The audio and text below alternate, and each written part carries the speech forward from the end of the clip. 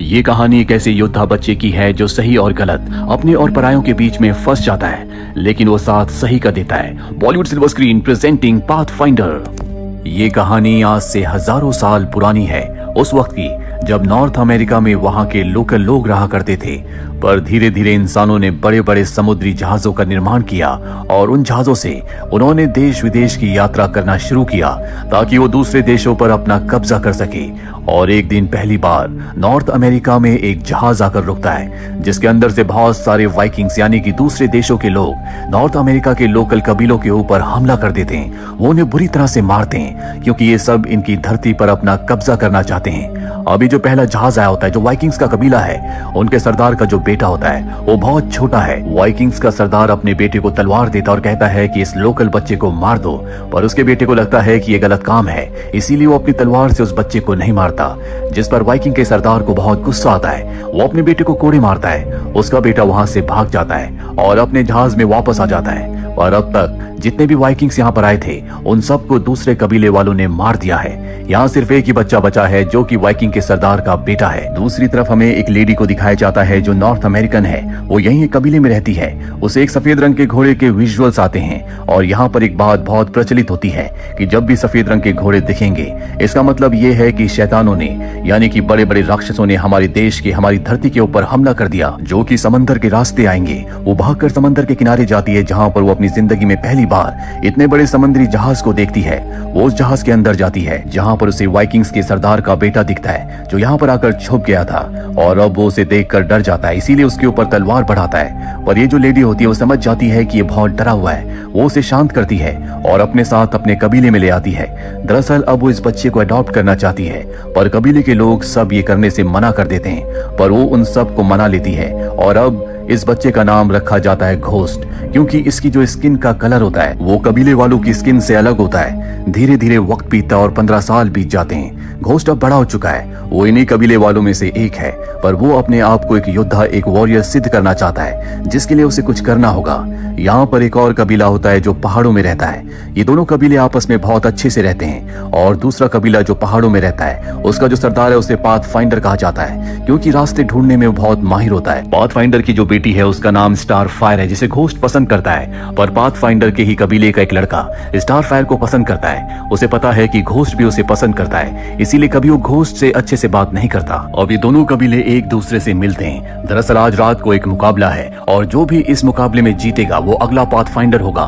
Ghost भी इस मुकाबले में हिस्सा लेना चाहता है, लेकिन उसे इजाजत नहीं दी जाती क्योंकि वो शायद इनमें से एक नहीं है, जिस बात से घोस्ट को बहुत बुरा लगता है। घोस्ट के पास उसकी बचपन की तलवार आज भी है, लेकिन पिछले 15 सालों से कोई भी समुद्री जहाज यहाँ पर दोबारा नहीं आया। घोस्ट अब अपना रास्ता खुद ढूंढना चाहता है। अगले दिन वो जंगल में शिकार करने जाता है और आज 15 सालों के बाद एक बार फिर से समुद्री जहाज इस जगह पर आता है, जिसके अंदर से बहुत सारे वाइकिंग्स बाहर आते हैं जो घोस्ट के कबीले के ऊपर हमला करके वहाँ के हर एक इंसान को मारना शुरू कर देते हैं। घोस्ट पहाड़ के ऊपर से अपने कबीले को जलता हुआ देखता है। वो भागता हुआ कबीले के पास आता है, पर अब तक कबीले के लगभग सभी लोगों को वाइकिंग्स मार चुके हैं। वाइकिंग्स अब भी यहाँ पर होते हैं। उनका जो लीडर होता है वो घोस्ट को देख लेता है और अपने एक योद्धा से उसका मुकाबला करवाता है। घोस्ट उस योद्धा को, उस वाइकिंग को मारकर उसकी ढाल छीनकर जंगल की तरफ भाग जाता है, क्योंकि वो अच्छी तरह से जानता है कि वो इतने सारे वाइकिंग्स का एक साथ मुकाबला नहीं कर सकता।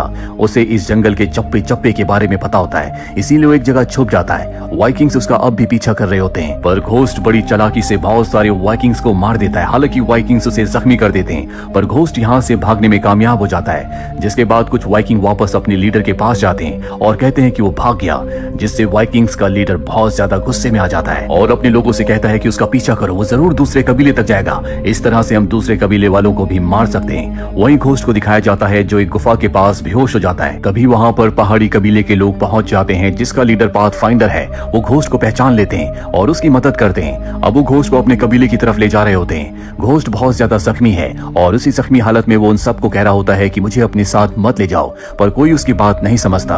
ये घोस्ट को अपने कबीले कबीले तक ले आते हैं, उसका इलाज करते हैं। जब घोस्ट पूरी तरह से होश में आ जाता है तो वो कबीले के लीडर और सभी कबीले वालों को बताता है कि किस तरह से वाइकिंग्स ने उसके कबीले के ऊपर हमला करके वहां पर हर एक इंसान को मार दिया और अब वो मेरे निशानों का पीछा करके यहाँ तक पहुंच जाएंगे। हमें जल्द से जल्द इस जगह को खाली करना होगा। पर यहाँ पर जो ब्लैक विंग होता है, जो घोस्ट को पसंद नहीं करता, वो कहता है कि हम अपने कबीले को छोड़कर नहीं जाएंगे बल्कि उन शैतानों का सामना करेंगे। तभी घोस्ट अपनी तलवार से उसके भाले को काट देता है और कहता है कि तुम उनकी तलवारों का सामना नहीं कर सकते। साथ ही वो बहुत बड़े बड़े और मोटे कवच पहनते हैं जिनको तुम्हारे भाले भेद नहीं पाएंगे। लेकिन कबीले वाले उसकी बात नहीं मानते, इसीलिए घोस्ट अकेला ही वहां से निकल जाता है। अगली सुबह कबीले के सब लोग घोस्ट के कबीले में जाते हैं और वो देखते हैं कि वहां पर सच में तबाही है, यानी कि घोस्ट ने जो कुछ कहा था वो सच है। लेकिन फिर भी ये उन वाइकिंग्स का सामना करने का फैसला करते हैं। वहीं कबीले के सरदार यानी कि पाथफाइंडर की बेटी घोस्ट के पास जाती है, जिसे घोस्ट पसंद करता है। वो उसे बताती है कि हमारे कबीले वालों ने उनका सामना करने का फैसला किया है, तुम्हें हमारे कबीले का साथ देना चाहिए।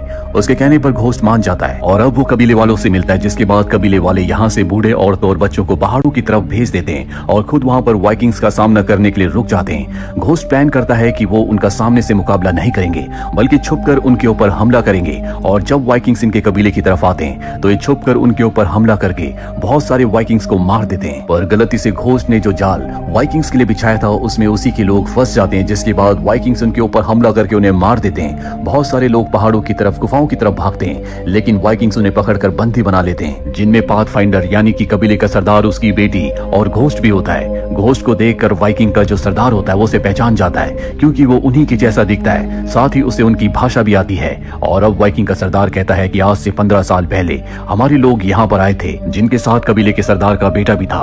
कबीले का सरदार बहुत बहादुर था, हमने सुना था कि उसका बेटा बच गया था और मैं जानता हूँ कि वो तुम ही हो। और घोस्ट अपने आप को उनमें से एक नहीं समझता, जिसके बाद वो घोस्ट से यहाँ के बाकी लोगों के बारे में पूछता है, पर घोस्ट कुछ नहीं बताता, जिस वजह से कबीले के सरदार को मार दिया जाता है, क्योंकि वो भी अपने लोगों के बारे में कुछ नहीं बताता। और अब वाइकिंग्स का लीडर कबीले के सरदार की बेटी स्टारफायर से पूछता है, वो भी अपने कबीले वालों के बारे में, अपने लोगों के बारे में कुछ नहीं बताती।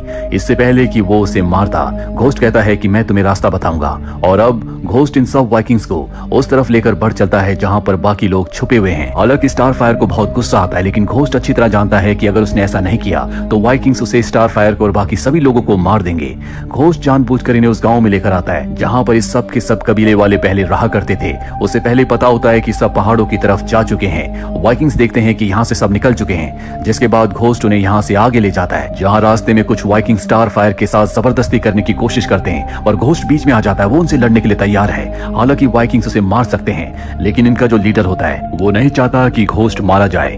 अब यहाँ से आगे बढ़ते हैं। घोस्ट इन्हें एक दूसरे कबीले में लाता है जो पूरी तरह से खाली होता है। दरअसल घोस्ट को पता होता है कि यहाँ पर भी कोई नहीं है, जिस बात से वाइकिंग्स का जो लीडर होता है उसे बहुत गुस्सा आता है। वो कहता है कि सब के सब लोग कहाँ गए। घोस्ट कहता है कि शायद वो पूरब की तरफ गए होंगे, हमें उसी तरफ जाना होगा। ये सुनकर वाइकिंग्स के लीडर को गुस्सा आ जाता है और अब वो स्टारफायर को मारना चाहता है, लेकिन घोस्ट बड़ी चालाकी से वहां पर एक गुड़िया को फेंक देता है जो उसे पिछले गांव में मिली थी। जो गुड़िया एक वाइकिंग को मिल जाती है वो अपने लीडर को बताता है और अब लीडर को विश्वास हो जाता है कि ये जो कबीले वाले गांव वाले थे वो पूरब की तरफ गए हैं। वो स्टारफायर को छोड़कर अब पूरब की तरफ बढ़ना शुरू कर देता है। दरअसल ये सब के सब वाइकिंग्स यहाँ के लोकल लोगों को मारकर इस पूरी जगह पर अपना कब्जा करना चाहते हैं और अब ये सब के सब पूरब की तरफ बढ़ना शुरू कर देते हैं, जिसके बाद ठंडा इलाका आ जाता है। इनके सामने एक जमी हुई झील आती है। घोस्ट कहता है कि हमें इस झील के ऊपर से नहीं जाना चाहिए, हो सकता है कि बर्फ पतली हो जिसके अंदर हम गिर सकते हैं, हमें घूमकर जंगल के रास्ते जाना चाहिए।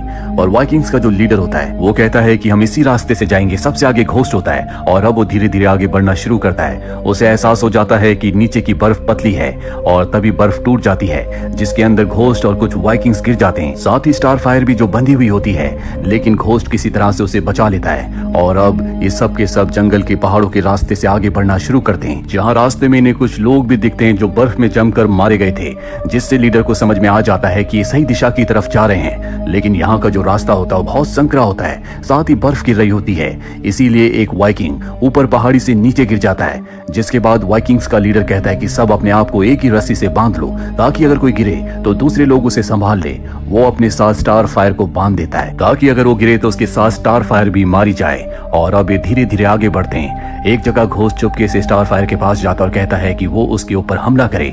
स्टार फायर समझ जाती है कि ये घोस्ट का कोई प्लान है, वो घोस्ट के ऊपर हमला कर देती है। जिसके बाद घोस्ट के पास वाइकिंग्स का लीडर आता है और उसे चाबुक देता और कहता है कि इसे सजा दो, तुम हम में से एक हो, तुम वाइकिंग हो।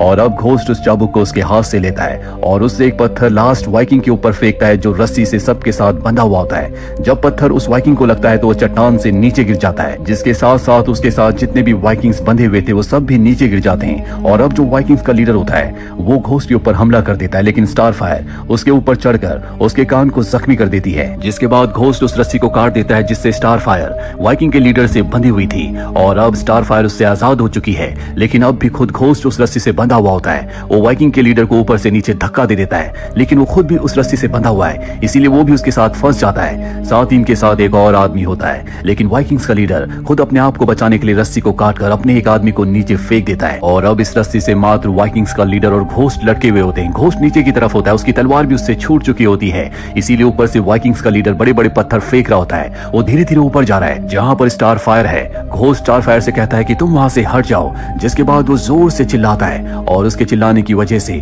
ऊपर से बर्फ गिरना शुरू हो जाती है, जिस वजह से घोस्ट और वाइकिंग्स का लीडर नीचे गिर जाते हैं। इन दोनों के बीच में एक खतरनाक फाइट होती है। घोस्ट के पास उसकी तलवार वापस आ चुकी है, वो लीडर का सामना करता है और एक पल ऐसा आता है जब लीडर को समझ में आ जाता है कि अब वो घोस्ट का कुछ नहीं कर सकता, उसका अंत नजदीक आ चुका है। वो घोस्ट से कहता है कि तुम भी हम में से एक हो, क्या तुम मुझे मारोगे? घोस्ट कहता है कि मैं तुम में से एक नहीं हूँ और उसे मारकर चट्टान से नीचे फेंक देता है। जिसके बाद वो स्टार फायर के साथ एक झील के किनारे पहुंचता है जहां पर और भी बहुत सारे इन्हीं के कबीले के लोग होते हैं, जिन सब ने यहाँ पर आसरा लिया है। और जब ये सब के सब घोस्ट को और स्टार फायर को देखते हैं तो इनके सामने झुक जाते हैं, क्योंकि उन सबको पता चल चुका है कि घोस्ट ने सभी वाइकिंग्स को मार दिया है। और अब ये सब मिलकर घोस्ट को अपना नया लीडर बना लेते हैं, यानी कि अब वो इनके कबीले का पाथ फाइंडर है। जिसके बाद घोस्ट समंदर के किनारे जाता है, क्योंकि उसे पता है कि जल्दी और भी वाइकिंग्स यहाँ पर आएंगे और उसे और उसके सभी कबीले वालों को उनका सामना करने के लिए तैयार रहना होगा। इसी के साथ ये फिल्म, ये कहानी यहीं पर खत्म हो जाती है। उम्मीद करते हैं कि ये कहानी आपको पसंद आई होगी।